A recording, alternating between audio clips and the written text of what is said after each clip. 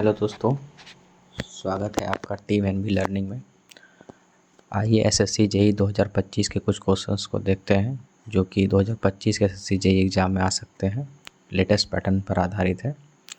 पहला क्वेश्चन है, select the air pollutant that does not belong to the category of secondary air pollutant. जो secondary air pollutant नहीं है वो बताना है। इसका मतलब है कि प्राइमरी एयर पॉल्यूटेंट का जो ग्रुप है वो बताना है। इनमें से कौन कौन प्राइमरी एयर पॉल्यूटेंट है। ठीक, तो ओजोन एक सेकेंडरी एयर पॉल्यूटेंट है। इसका मतलब ऑप्शन ए गलत हो गया। ओजोन इसमें भी है तो ऑप्शन बी भी गलत हो गया। इसके अलावा ऑप्शन सी को देखते हैं, particulate matters, carbon monoxide and radio active compound. तो ये तीनों ही जो है ये प्राइमरी एयर पॉल्यूटेंट है। जबकि इसमें देखते हैं तो ऑक्साइड्स ऑफ नाइट्रोजन ये तो आपका प्राइमरी है, कार्बन मोनोऑक्साइड ये भी प्राइमरी है, लेकिन फॉर्मेशंस ऑफ एसिड रेन जो है ये आपका सेकेंडरी एयर पॉल्यूटेंट में आ जाता है।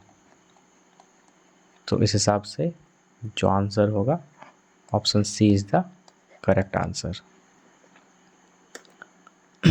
आइए सेकंड क्वेश्चन देखते हैं। ये क्वेश्चन जियोटेक से है, जियोटेक इंजीनियर से। क्वेश्चन बोल रहा है, the cross bearing capacity of a strip footing 1.5 metre wide located at a depth of 1.2 meter in clay is 420 kilonewton per meter square.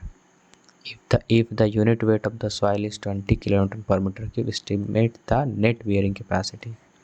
तो इसमें नेट बियरिंग कैपेसिटी निकालना है। Net bearing capacity. तो net bearing capacity QN, इसका formula होता है QG minus gamma into DF। तो QG question में दिया हुआ है 420 किलो न्यूटन पर मीटर स्क्वायर। गामा का value, unit weight of soil का वैल्यू दिया हुआ है 20। DF depth of the footing जो है ये आपको है 1.2 मीटर्स। तो 1.2 मीटर्स, तो 420 माइनस 24, तो ये हो जाएगा आपका 396 किलो न्यूटन पर मीटर स्क्वायर। तो आंसर बी हो जाएगा करेक्ट। इसी तरह अब थर्ड नंबर क्वेश्चन देखते हैं। इसमें बोल रहा है, choose the correct options about discrete settling. Discrete settling जो होता है इसमें कौन कौन सा ऑप्शंस करेक्ट है। इन discrete settling particle settle along the curve line, ये गलत है। कर्व लाइन नहीं बल्कि यहाँ हो जाएगा straight line. Straight line path को फॉलो करता है। तो ये हो गया गलत statement. Settling velocity determine by using Stokes law, एकदम सही स्टेटमेंट। स्टोक्स लॉ के द्वारा कैलकुलेट किया जाता है। फॉर्मूला हो जाता है आपका d² GS minus 1 into G divide by 18 new. ये है काइनेमेटिक विस्कोसिटी।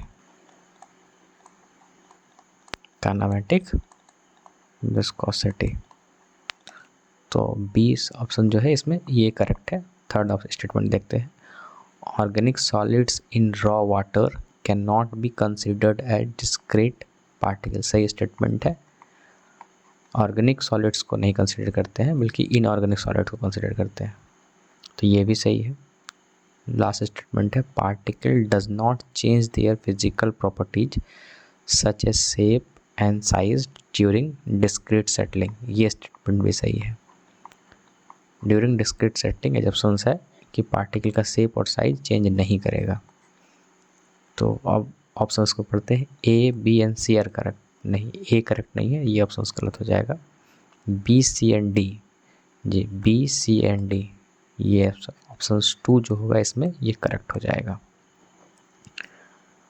आइए नेक्स्ट क्वेश्चन देखते हैं। Question number 4, the probability of a 10-year floods to occur at least once in a next 4 year, at least once इसका मतलब रिस्क निकालना है। तो रिस्क क्या होता है, risk equal to 1 minus reliability. तो रिलायबिलिटी यहाँ से चेंज करेंगे तो 1/t⁻n, ये हो जाएगा 1/t कितना पे यहाँ t 10 और n हो गया 4, तो ये हो जाएगा आपका 9/10⁻⁴। तो ये हो जाएगा आपका 0.9⁴। इसको सॉल्व करना है तो डेसिमल को भी छोड़ दीजिए, ऐसे ही सॉल्व कीजिए। 9 × 9 81, 81 × 9 729, 700 × 9 81, 81 और 9 × 18, 18 2 20। तो ये आपका आ जाएगा लगभग 0.6 के आसपास। तो ये आंसर हो जाएगा आपका 0.6, किसका मतलब ये हो जाएगा 35% के आसपास, 35%। यहाँ से इसको सॉल्व कर सकते हैं, इसको अप्रॉक्सीमेशंस के हिसाब से सॉल्व करना होगा, 9 × 9 × 9 × 9 कर करके, तो वो 35% के आसपास आएगा। नेक्स्ट क्वेश्चन देखते हैं।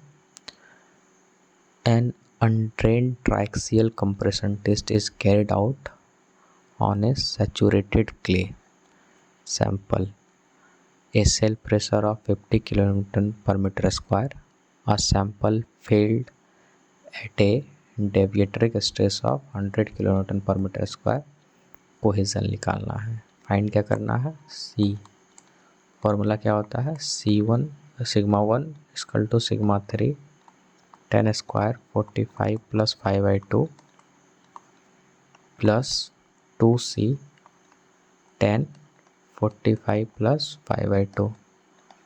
अब चूँकि ये एक सेचूरेटेड क्ले सैंपल है तो क्ले के केस में आपका पाई का वैल्यू हो जाता है 0, तो ये हो गया 0, ये हो गया 0।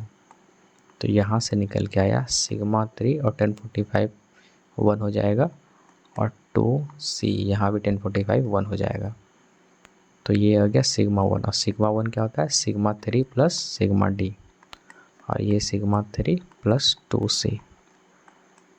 σ3 जो है यहाँ सेल प्रेशर स्ट्रेस दिया हुआ है, सेल प्रेशर, तो ये 50 और डेविएट्रिक स्ट्रेस 100 और फिर से यहाँ पर σ3 का जो वैल्यू है ये आपको 50 + 2C, ये हो गया 150 इक्वल टू 50 + 2C, ये इधर आ गया तो ये हो गया 100 इक्वल टू 2C। तो यहाँ से C का वैल्यू हो गया 100 / 2 equal to 50 kN per meter square। तो इसका आंसर हो जाएगा आपका 50 kN per meter square।